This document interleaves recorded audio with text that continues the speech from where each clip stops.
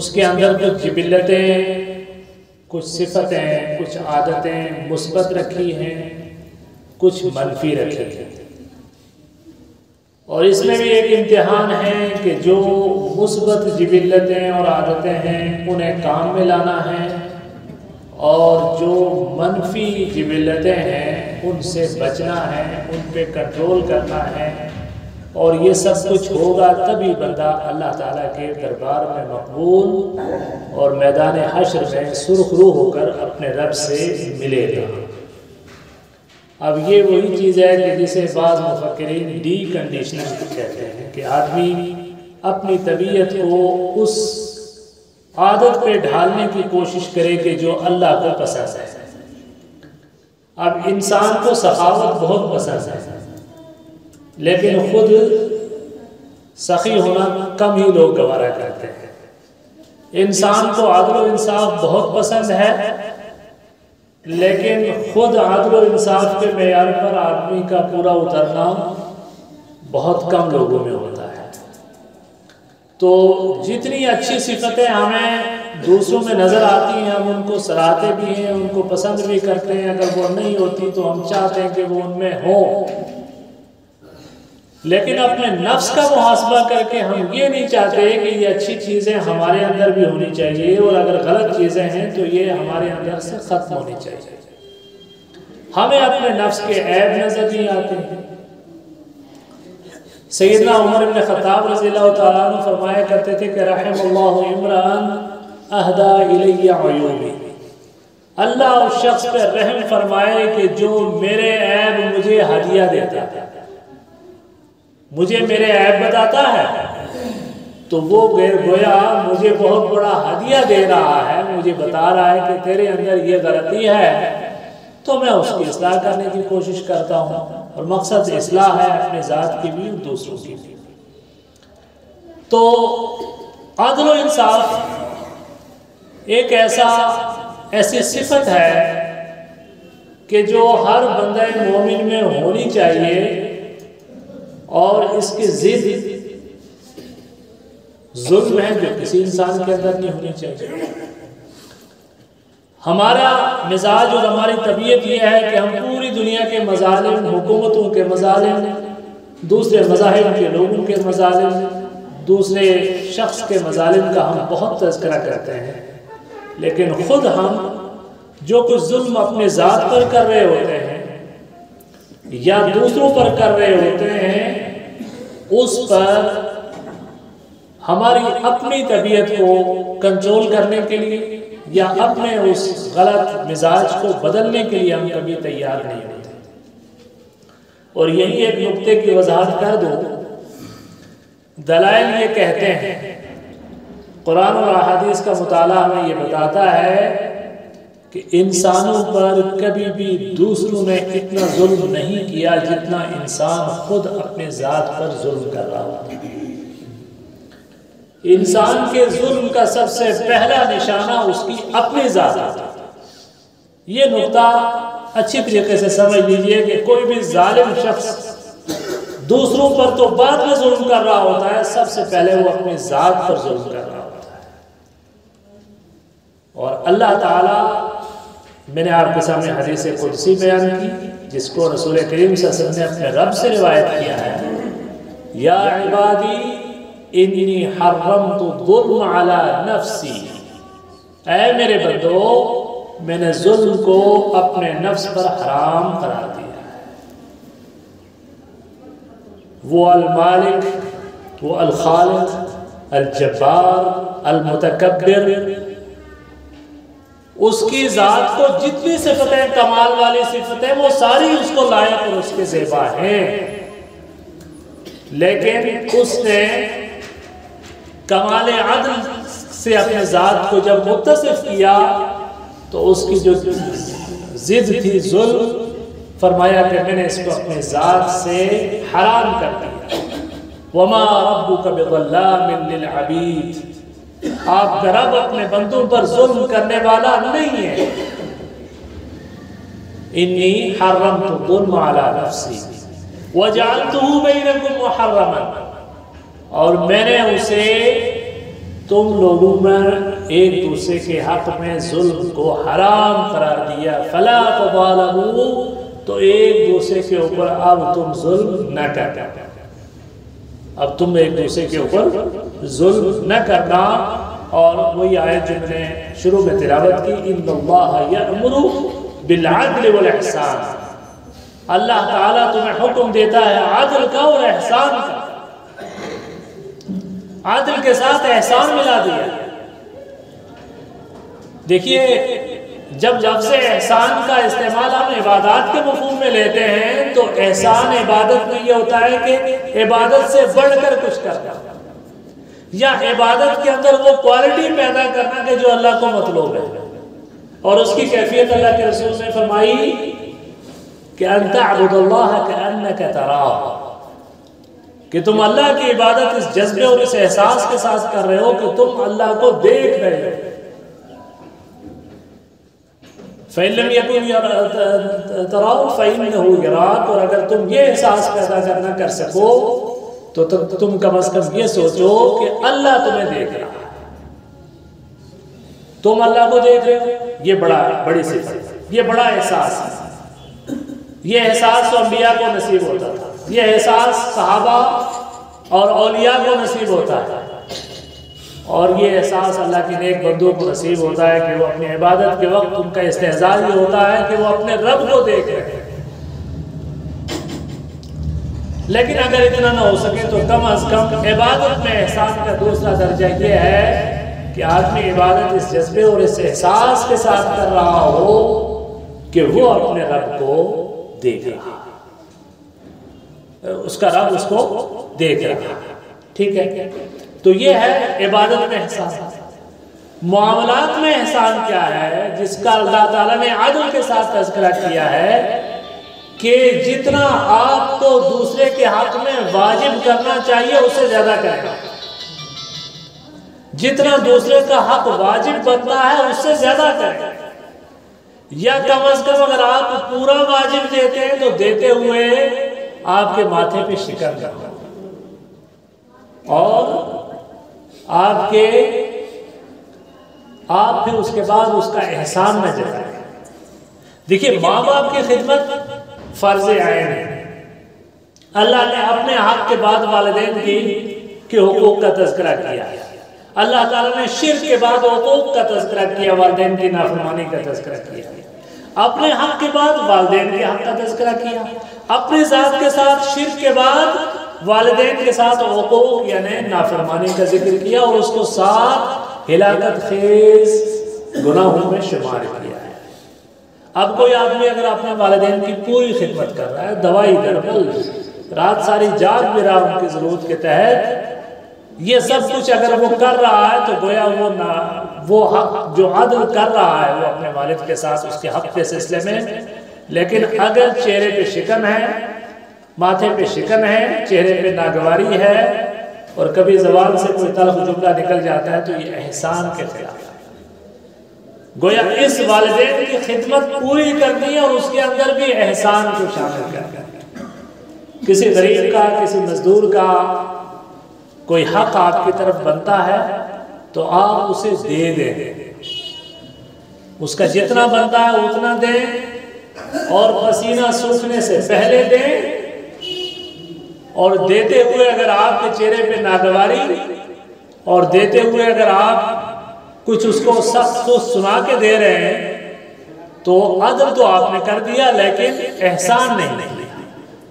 تو کیا فرمایا، ان اللہ یأمر بالعدل والاحسان وایتاء ذی القربى وینہی عن الفحشاء والمنکر، قرابت داروں کو دینے کا بھی حکم دیتا ہے، فحشاء اور منکر سے بھی روکتا ہے۔ تو ظلم جو ہے آج امت مسلمہ مجموعی طور پر، مسلم معاشرہ مجموعی طور پر، ہمارا سماج مجموعی طور پر، اور جو ہمارے معاملات بھائی بھائی کے ساتھ، بیوی شوہر کے ساتھ، باپ بیٹوں کے ساتھ، استاد شاگرد کے ساتھ، آجر اجیر کے ساتھ، افسر ماتحت کے ساتھ ہیں، انفرادی طور پر ہم دوسرے کے رویے کے سلسلے میں ظلم کا شکوہ کرتے ہیں، دوسرے کے سلسلے میں ہم ظلم کا شکوہ کرتے ہیں، لیکن خود جب ہمارے ہاتھ میں کوئی زمانے کار آ جاتی ہے تو ہم اس عدل کے معیار پر اپنے آپ کو باقی نہیں رکھ پاتے، ہم ظلم کرتے ہیں۔ میں نے والدین کے حوالے سے آپ کو مثال دی، اور ایسے بدبخت بھی ہیں جو ظلم کی آخری انتہا کر دیتے ہیں والدین کے ساتھ۔ اب یہ دلخراش واقعہ آپ نے سنا کہ ایک بیٹے نے اپنی ماں کو جو ہے وہ موت کے گھاٹ اتار دیا۔ ظلم اور سمجھ لیجیے بربریت اور زوال کی آخری انتہا، کہاں احسان مطلوب تھا اور کہاں یہ پوزیشن ہے کہ اس کو وہ بیچاری جان سے جا رہی ہے۔ اسی طریقے سے میاں بیوی کے معاملات ہیں۔ میاں بیوی کے معاملات کے سلسلے میں ہر دونوں فریق ایک دوسرے کے اوپر ظلم کا شکوہ رکھتے ہیں، لیکن صاحب اپنے اپنے اعتبار سے اپنے حقوق کا سب کو خیال ہے، لیکن فرائض میں شخص کو تعین کرتا ہے۔ ٹھیک ہے، اس اعتبار سے ہم جہاں پر بھی جس پوزیشن میں بھی ہیں،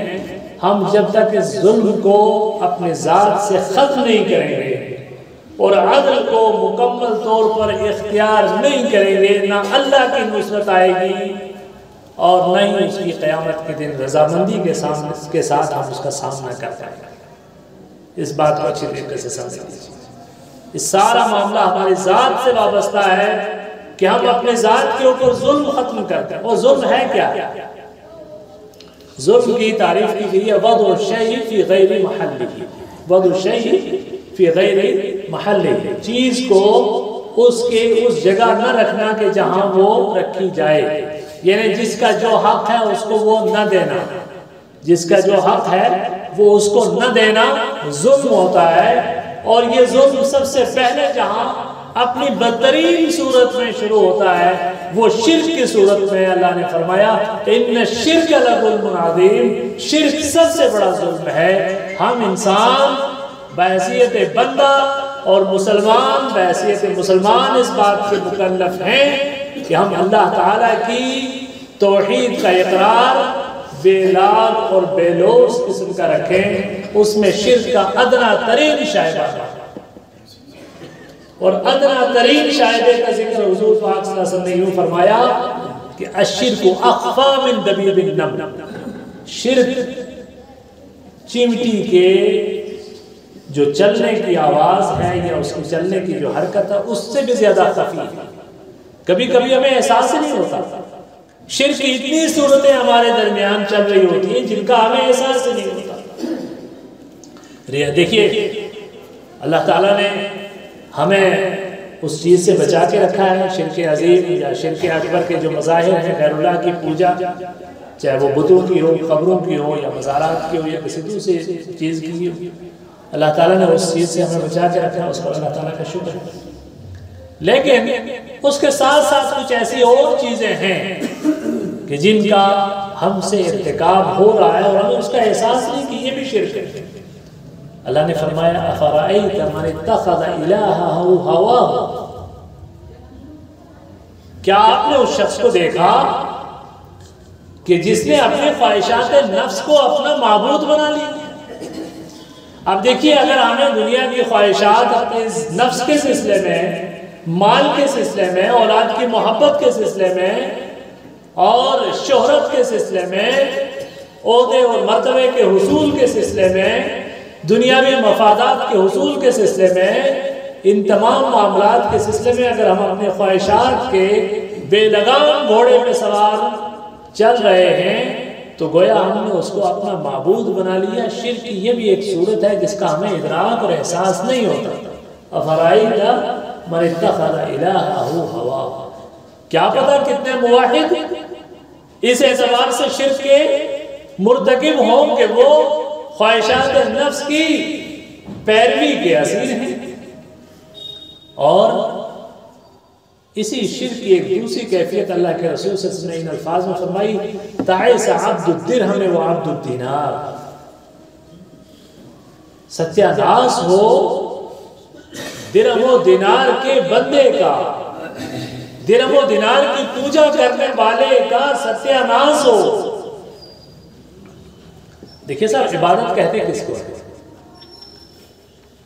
عبادت کی تعریف جو اللہ تعالیٰ کے حق میں جو عبادت کی جاتی ہے اس کی تعریف یا ڈیفینیشن کی گئی ہے وہ اسم جامع لکل ما یحبہ اللہ تعالی و یرضاہ بفعل اوامرہ و ترک نواہیہ. عبادت کی یہ تعریف اسم جامع لکل ما یحبہ اللہ تعالی و یرضاہ بفعل اوامرہ و ترک نواہیہ کہ بلکہ لکل ما یحب اللہ یرضا تک کہ یہ ایک جامع ترین لفظ ہے جس کا اطلاق ہر اس چیز پر ہوتا ہے کہ جو اللہ کو رضامند کرنے والی چیزیں کر کے آدمی رب کو راضی کرتا وہ ساری چیزیں عبادت ہوتی ہیں. اس میں نماز بھی ہے، حج بھی ہے، زکوٰۃ بھی ہے، صدقہ بھی ہے، جہاد بھی ہے، دوسری ساری چیزیں ہیں اور اس میں وہ ارکان بھی ہے، رکوع بھی ہے، سجود بھی ہے اور جو ہے قیام بھی ہے، نظر و نیاز بھی ہے، دعا بھی ہے، محبت میں اس کے مظاہر کی طرف کا سفر بھی ہے، اس کے لیے قربانی دینا بھی ہے. یہ سارا کچھ عبادت کی مختلف اقسام ہیں. اس سے زیادہ اگر ہم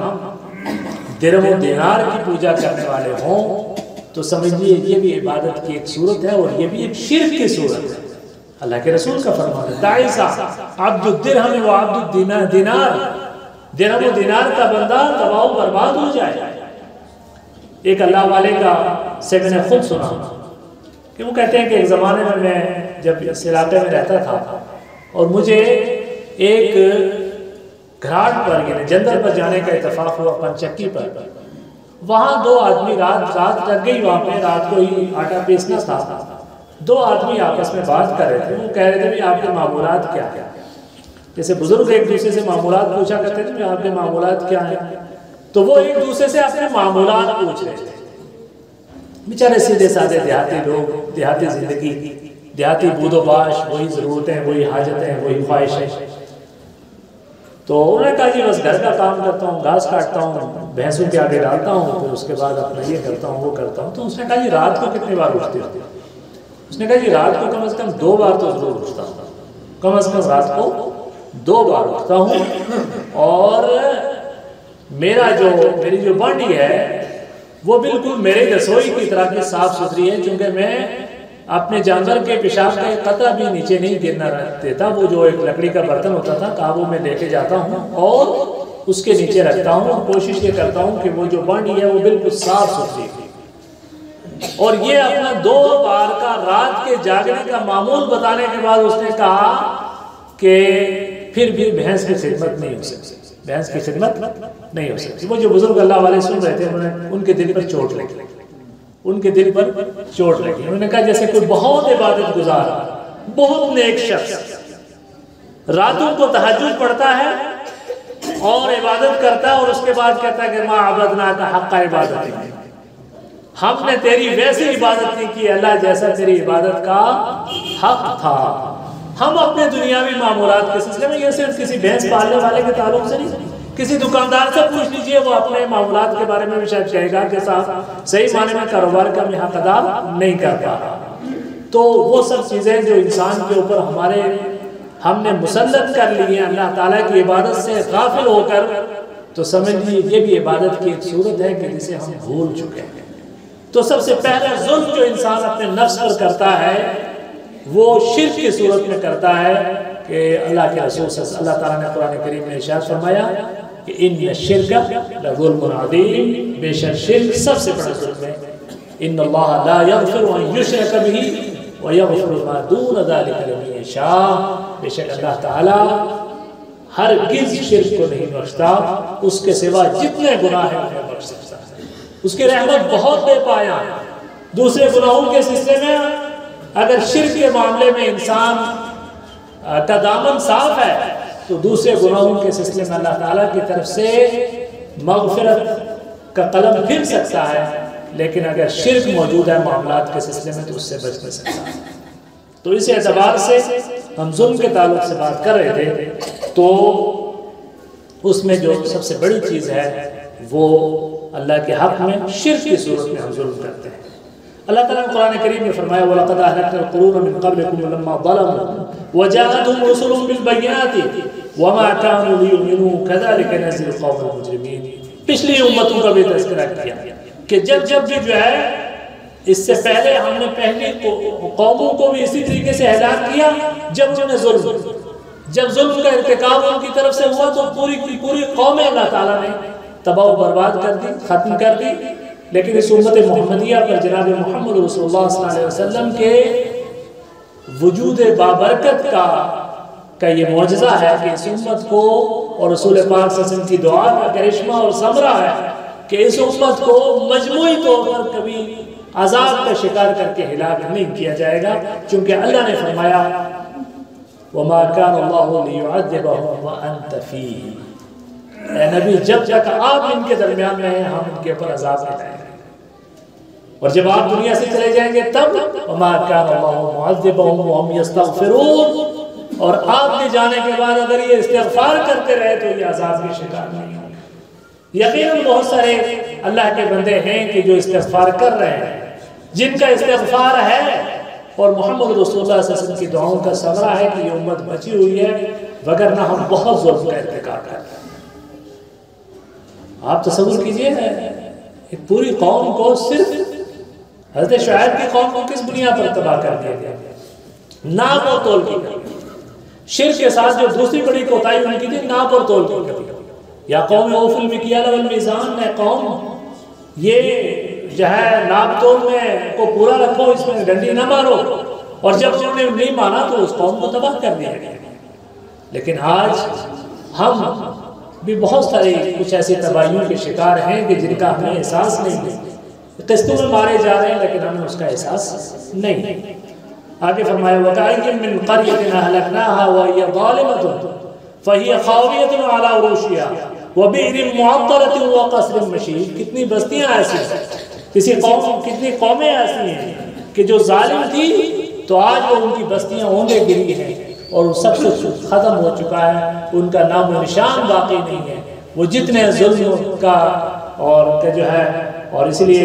بڑی اچھی بات کسی نے کہی کہ کوئی حکومت کفر کے ساتھ تو باقی رہ سکتی ہے لیکن ظلم کے ساتھ باقی نہیں رہے. یہ اللہ تعالیٰ کا یہ اصول ہے، یہ اللہ تعالیٰ کی سنت ہے، یہ اللہ تعالیٰ کا طریقہ ہے کہ گویا وہ شرک کی اور کفر والی حکومتوں کو تو گوارا کر لیتا ہے لیکن ظلم والی حکومتوں کو اس لیے گوارا نہیں کرتا چونکہ اسے اپنے بندوں سے پیار ہے. وہ اپنے حق کے سلسلے میں کوتاہی پر تو صرف نظر کرتا ہے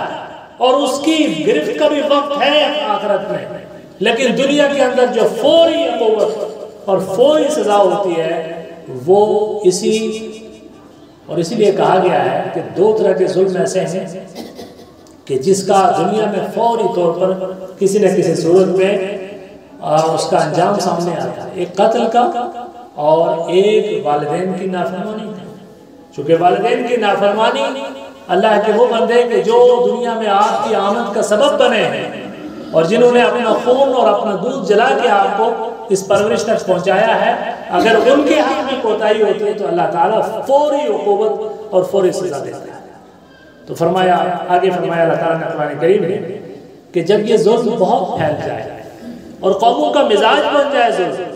اور لوگ ظلم کو ظلم کہنا چھوڑ دیں اور ظالم کا ہاتھ پکڑنا چھوڑ دیں تو پھر اللہ تعالیٰ ناراض ہو جائے، چونکہ ظلم کو ظلم کہنا بہت ضروری ہے. اللہ کے رسول صلی اللہ علیہ وسلم سے پہلے عرب معاشرے کا ایک دستور تھا کہ ان کے ہاں ایک کہاوت تھی، اور کہاوت کیا تھی کہ انظر اخاک ظالما کان او مظلوما. قبائلی معاشرہ تھا اور اکثر آمادہ جنگ رہتے تھے، بسرے پیکار رہتے تھے دوسری قوموں سے، تو ان کے یہاں یہ اصول تھا کہ انظر اخاک ظالما کان او مظلوما، اپنے بھائی کی مدد کرو چاہے وہ ظالم ہو یا مظلوم. اب وہ ظالم کی بھی مدد کرتے تھے، مظلوم کی مدد تو ظاہر کرتے تھے. اب اللہ کے رسول صلی اللہ علیہ وسلم نے ایک دن صحابہ کرام کے سامنے ایک بات کہی، آپ نے کہا کہ انظر اخاک ظالما کان او مظلوما، اپنے بھائی کی مدد کرو چاہے ظالم ہو یا مظلوم. کمال ہے، صحابہ سنتے ہی سکتے میں آ گئے، چونکہ تربیت ہو چکی تھی توحید پر، عدل و انصاف پر، اور اللہ کے رسول صلی اللہ علیہ وسلم کی زبان سے یہ جملہ سن کے انہیں بہت تعجب ہوا. کہنے لگا حضور ہم نے یہ تو بہت سنا ہے اور ہم اس پر عامل بھی ہیں کہ ہم مظلوم کی مدد تو کریں گے لیکن ظالم کی مدد کیسے کریں گے؟ حضور نے فرمایا ظالم کی مدد کرنی ہے اس کا ہاتھ پکڑ کر. اس کو ظلم سے روک کر، اس کو ظلم سے باندھ کر کے، انظر اخاک ظالما کان او مظلوما کا مفہوم یہ ہے کہ ظالم کو اس کے ظلم سے روک کر اس کی مدد کی جائے، اور ظالم کو اس کا ظلم بتانا بھی بے انتہا ضروری ہے۔ جب لوگ ظلم کو ظلم کہنا چھوڑ دیں، برائی کو برائی کہنا چھوڑ دیں، تو اللہ تعالیٰ جو ہے وَاتَّقُوا فِتْنَةً لَا تُصِيبَنَّ الَّذِينَ ظَلَمُوا مِنْكُمْ خَاصَّةً، پھر اس فتنے سے ڈرو، اس آزمائش اور عذاب سے، یہاں فتنہ بمعنی عذاب ہے، فرمایا اس عذاب سے ڈرو کہ جو تم میں سے صرف ظالموں کو نہیں آئے، پوری قوم کو جب تمہارا مزاج بن جائے ظلم کے سلسلے میں، تو فِتْنَةً لَا تُصِيبَنَّ الَّذِينَ ظَلَمُوا مِنْكُمْ خَاصَّةً، پھر اب یہ عذاب صرف ظالموں کو نہیں پہنچے گا بلکہ سب اس کا شکار ہوگا۔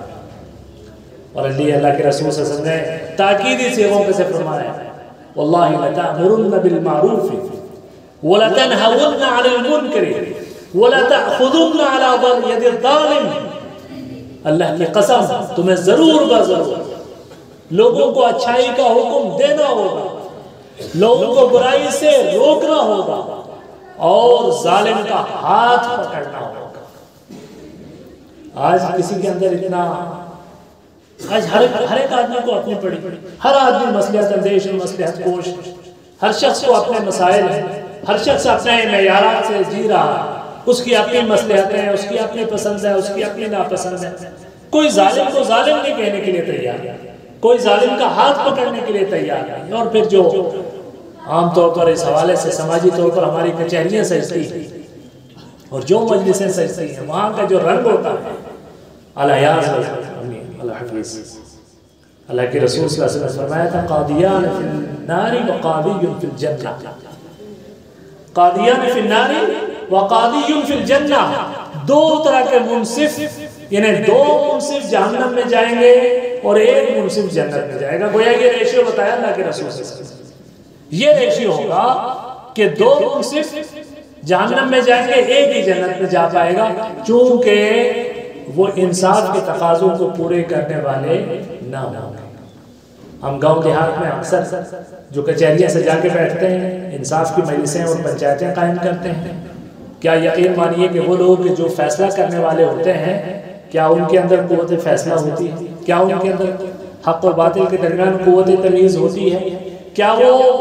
عدل و انصاف کے تقاضوں کو جانتے ہیں، یا کہ اس مجلس میں کسی عالم دین کی وہ رہنمائی کو قبول کرتے ہیں؟ ایسا نہیں ہوتا۔ بہت زیادہ ہی کر لیا تو ہاتھ میں قرآن پکڑا دیا کسی کے بھی، چل بھی قرآن پکڑ اور چل دے بھی، تیری جتنی تو چلا اتنی تیری۔ اور یہاں نظام قانون سے وابستہ بہت بزرگ شخصیات موجود ہیں۔ میں پوری وضاحت کے ساتھ یہ بات کہنا چاہوں گا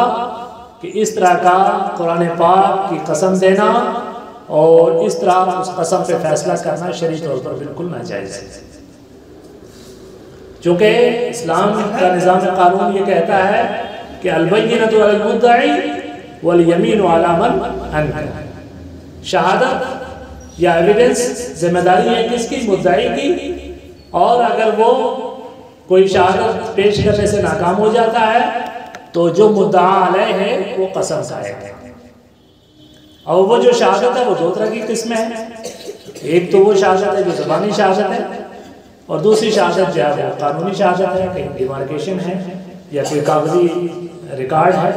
وہ ایک شہادت ہے جس کو جو فیصل ہے جس کی روشنی میں فیصلہ کیا جائے،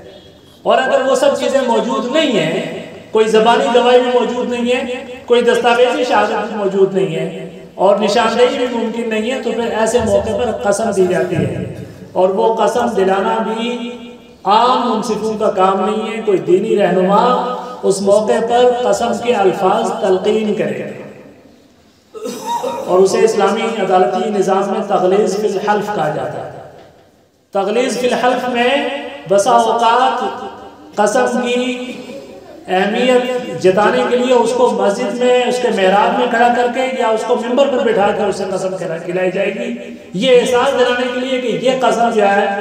کتنی اہم ہے، چونکہ یہاں سارے شہادت کے سرے ختم ہے، کچھ نہیں ہمارے ہاتھ میں، ایک آدمی ہے جو ہو سکتا ہے کہ اپنے نفس پر ظلم کرنے والا ہو، بڑے سے بڑا حق کھانے والا ہو، تو اس وقت اس سے کہا جائے گا کہ آپ تو قسم کھا، اور تغلیظ فی القسم کے ذریعے اس سے قسم کروائی جائے گی۔ یہ نہیں کہ صاحب کوئی بھی کھڑپینچ کے لے چل لے قرآن پاک اور چلتا رہے۔ تو اس اعتبار سے ہم کتنے ایک دوسرے کے حقوق، اللہ کے رسول صلی اللہ علیہ وسلم نے جن لوگوں پر لعنت کی ہے، آپ کو پتہ ہے لعنت کیا ہے؟ اللہ تعالیٰ کی رحمت سے محرومی، اور رسول پاک صلی اللہ علیہ وسلم نے چند الفاظ کو بہت زیادہ قبیح قرار دیا، ان میں ایک لعنت ہے۔ فرمایا متعین شخص کے اوپر لعنت کرنا سب سے بڑا جرم ہے۔ اگر کوئی کسی متعین شخص پر لعنت کرتا ہے، اگر وہ شخص نے کافر کہنا کسی کو یا کسی کو پر لعنت کرنا، اگر وہ شخص اس کا مستحق نہیں ہے تو اس کی زبان سے نکلا ہوا لعنت کا لفظ یا اس کی زبان سے نکلا ہوا کافر کا لفظ آسمانوں میں جاتا ہے، اس شخص کے اوپر واقع ہونے کے لیے پہنچتا ہے، اگر وہ اس کا مستحق نہیں ہے تو کہنے والے پر فقط باء بأحدہما، کہنے والے پر لوٹتا ہے۔ آپ نے کسی کو کافر کہہ دیا، تو بچوں کا کھیل نہیں ہے۔ آپ نے کسی پر لعنت کر دی، یہ بچوں کا کھیل نہیں ہے۔ لیکن اللہ کے رسول صلی اللہ علیہ وسلم نے فرمایا، آپ نے بھی نام لے کے لعنت نہیں کی لیکن صفت بتائی، فرمایا کہ وہ شخص جو کسی کے حدود میں سے بننا شکنی کرتا ہے وہ شخص بھی ملعون ہے، وہ شخص بھی ملعون ہے۔ تو لعنت کی یہ کتنی چیزیں ہیں کہ جس کے مستحق ہم بنتے ہیں اس ظلم کی وجہ سے، اور اس ظلم کا کسی کو احساس نہیں ہے۔ اللہ تعالیٰ سے دعا ہے، اس موضوع پر کافی لمبی گفتگو کی جا سکتی تھی، بہرحال یہ ہے کہ غیر مرتب انداز میں کچھ چیزیں بیان کرنی پڑی حالات کے تقاضوں کے تحت۔ اللہ تعالیٰ سے دعا ہے کہ اللہ تعالیٰ ہمارے اندر وہ تمام صفات پیدا فرمائے کہ جو اس کو پسند ہے۔ اے اللہ، اللہم انا نسألک حبک وحب من یحبک وحب عمل يقربني إلى حبك۔ اللهم انصر الإسلام والمسلمين، اللهم أذل الشرك والمشركين، اللهم انصر